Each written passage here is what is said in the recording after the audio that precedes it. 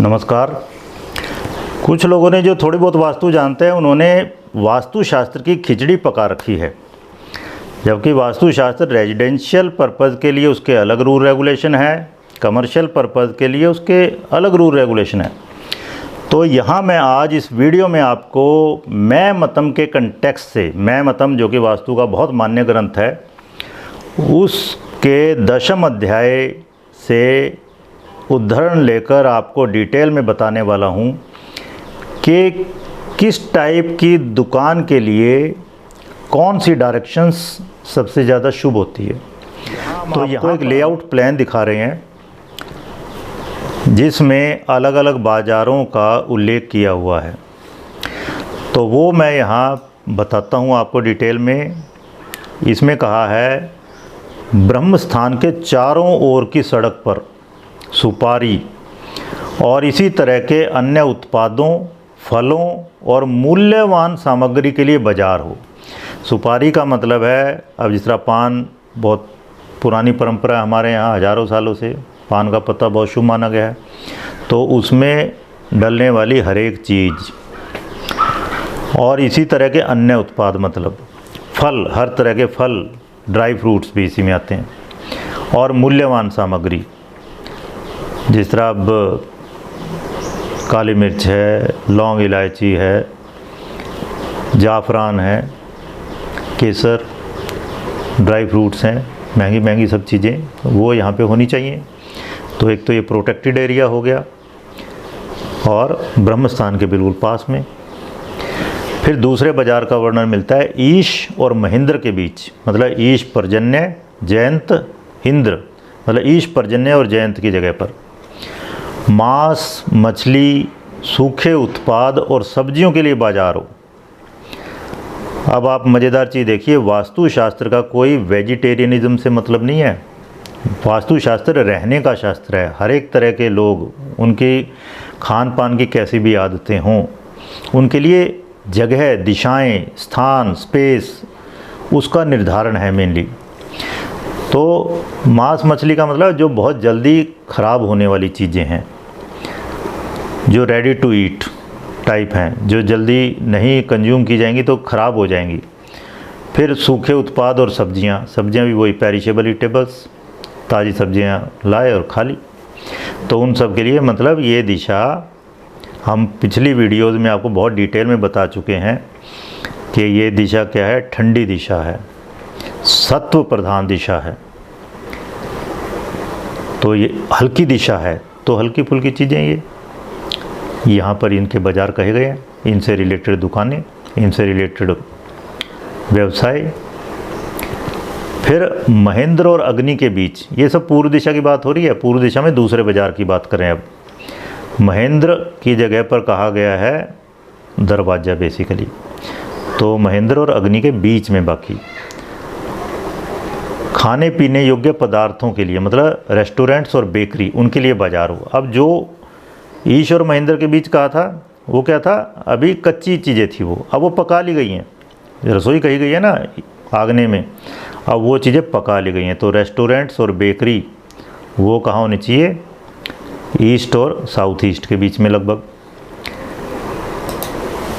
फिर आइए अग्नि, मतलब साउथ ईस्ट। अग्नि और गृहशत, या उसे बृहशत या राक्षस भी कहते हैं कई बार, इनके बीच में अग्नि, पूषा, वितत, इन जगहों पर मिट्टी के बर्तनों के लिए बाज़ार हो।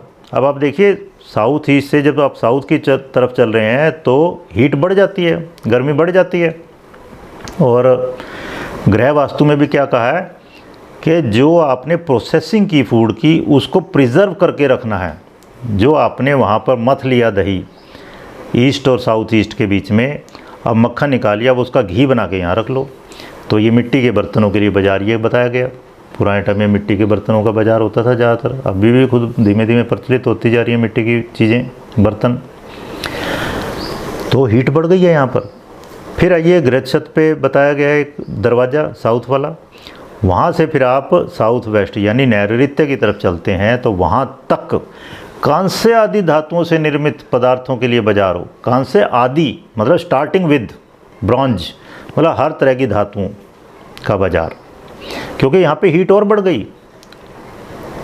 यम से लेके नैऋत्य की दिशा, हीट बहुत ज़्यादा है, तो इसलिए अभी आप देखिए यहाँ पे मेटल्स, उनके बर्तनों का बाज़ार, क्योंकि बहुत ज़्यादा हीट वाली जगह पे अगर मिट्टी के बर्तन रख देंगे ना तो उनमें क्रैक आ सकती है, लेकिन यहाँ पर इसमें कोई समस्या नहीं है।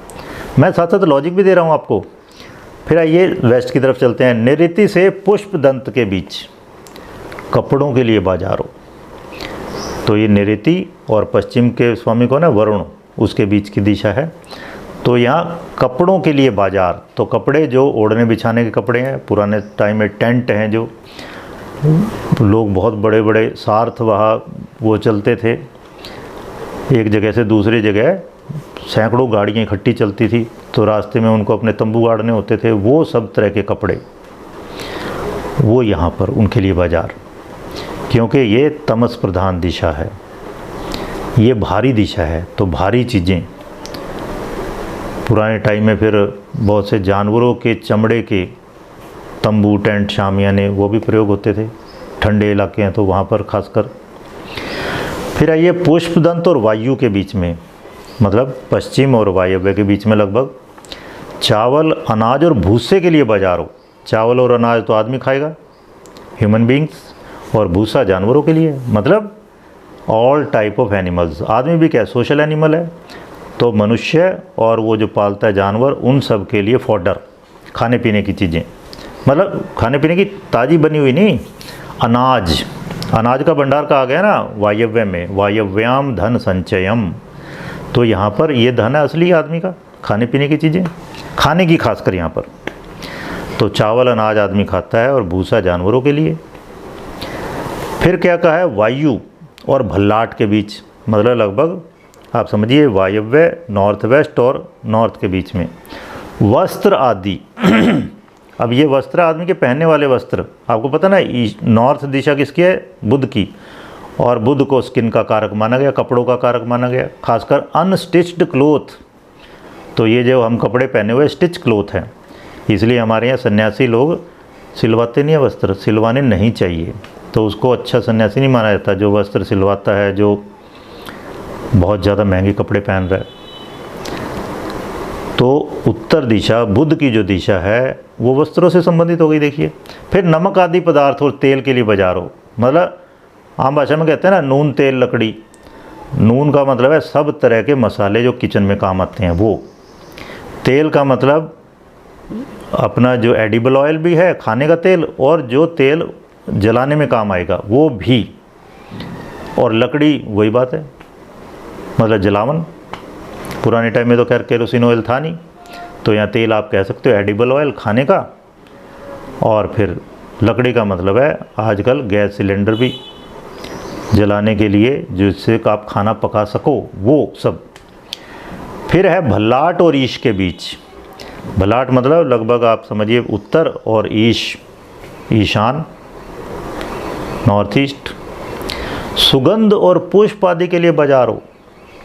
सुगंध और पुष्प, तो ये क्या दिशा है, ये बहुत ही हल्की दिशा है, बहुत ठंडी दिशा भी है, बहुत ही ठंडी दिशा भी है। अदिति की दिशा है ये, अदिति आदित्यों की माँ, सबसे शुभ, बहुत ठंडी दिशा।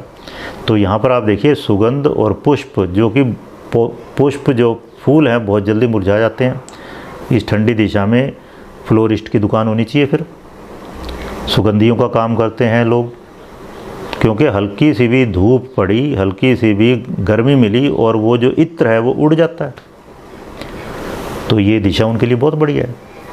लेकिन ईस्ट ऑफ नॉर्थ ईस्ट, उसमें फिर क्या कहा था, ताज़े फल सब्जियां वगैरह एकदम, जो सुबह सुबह आप लाते हो ना ब्रेकफास्ट करने के लिए, सारी चीज़ें ताज़ी खाने के लिए, वो सब होनी चाहिए ईस्ट ऑफ नॉर्थ ईस्ट में, और सुगंधियाँ, पुष्प आदि वो नॉर्थ ऑफ नॉर्थ ईस्ट में।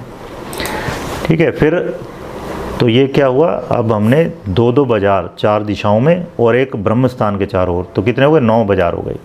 तो 9 बाजारों का वर्णन किया गया मैमतम में। और फिर ये भी कहा है ब्रह्म स्थान की ओर जाने वाली गलियों में, तो गलियां हैं जो ब्रह्म स्थान की तरफ जाएंगी। ठीक है, जिस तरह अब सीपी है कनॉट प्लेस, उसमें रेडियल रोड है बहुत से, सब अंदर की तरफ जा रहे हैं, सेंट्रल पार्क की तरफ। तो ब्रह्म स्थान की ओर जाने वाली गलियों में रत्नों, सोना चांदी के, कपड़ों के, मंजिष्ठ होता था जिसे स्त्रियां अपने होंठ रंगा करती थी।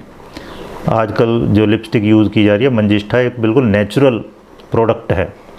काली मिर्च, पिपली, हरिद्रा, ये सब गर्म मसाले हैं। शहद, घी, तेल, औषधियों के बाज़ार होने चाहिए। तो इस तरह से आप देखिए, मज़ेदार चीज़, हज़ारों साल पहले का वर्णन है। कौन सी जिन्स का, आर्टिकल का बाज़ार किस दिशा में हो तो बढ़िया रहेगा। तो इसको आजकल मॉडर्न कंटेक्स्ट में आप इस तरह अप्लाई कर सकते हैं कि भाई जहाँ पे आप देखिए तंबू शामियाने के लिए कपड़ा बताया है नैऋत्य और वेस्ट के बीच में, और इसी तरह जहाँ धातुओं के बर्तनों के बारे में बताया गया है साउथ और साउथ वेस्ट के बीच में, वहाँ पे हार्डवेयर की दुकान हो सकती है आजकल बड़े आराम से।